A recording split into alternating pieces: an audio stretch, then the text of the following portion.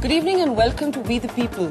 The image of 76 coffins of CRPF Jawans was one that both shamed and shocked India.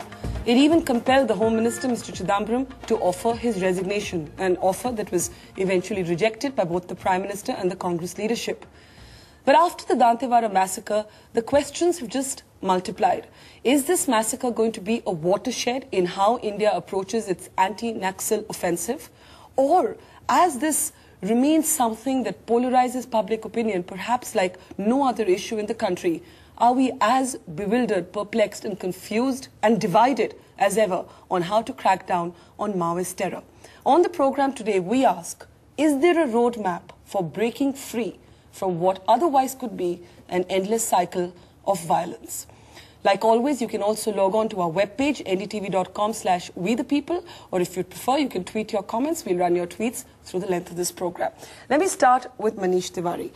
Manish, part of the problem remains political. The Congress mirrors the divide in society. There is a part of your political leadership led by the Home Minister who believes that you need a hardline security approach. There's another part led by leaders like Digvijay Singh, Jairam Ramesh, CP Joshi, who've gone on record to say, address the root. You can't do this with an iron fist. Isn't it time for the Congress to resolve this internal dilemma? First of all, we need to recognize that every Adivasi is not a Maoist and every Maoist is not an Adivasi.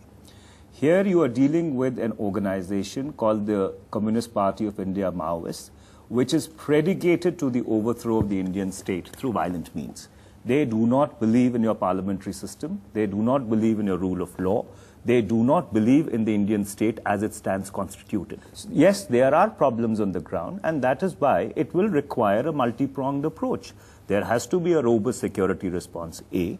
There has to be a strategy which tackles the developmental issues, which provides cadres to this otherwise very violent organization. Why have we not seen, number three, why have we not seen signs of that strategy? If you look at insurgent situations, whether in Punjab or Kashmir, and I'm not trying to compare apples and pears, the one thing that was always consistent is that the political mobilization was concurrent to the security response. And that is one thing which I think is lacking in this case. And the government has a very clear strategy. And the strategy is that you need to hold clear areas so that developmental agencies can go in. Okay. The point of departure is that there are some who believe that possibly the developmental response should precede the security response, while there are others who believe that the security response has to go in first. And I would tend to agree with the latter. You've been pretty clear, and that gives us a kind of paradigm to take this forward. Madhukar Gupta is somebody who has watched this with all its trials and tribulations from inside government.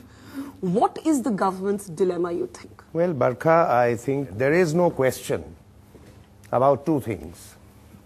One is, what is the agenda or the ideology of the Naxal groups? It is basically that the Indian state and the democratic system is considered by them to be a sham, which needs to be destroyed.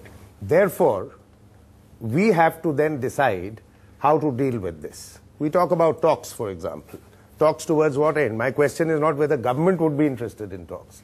The question would be whether they would be interested in talks towards what end.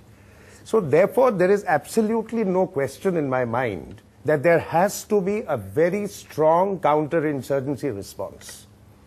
Now, the counter-insurgency response in turn has two aspects to it. One aspect is the aspect of enforcement, that is the forces. The other part of the counter-insurgency response is the issues that you are mentioning.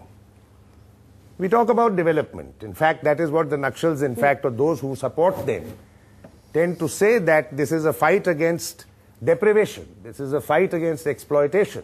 But the tactics and the activities are precisely to allow these things to happen, meaning thereby not allowing development. So they're the ones through violence that are blocking development from reaching. The question then is, how does development happen? You have to create areas into which development can move. So otherwise, you see, road construction, not possible. Communication towers, not possible. And I'm talking about development which relates to the needs of the people. Okay. Tuba.com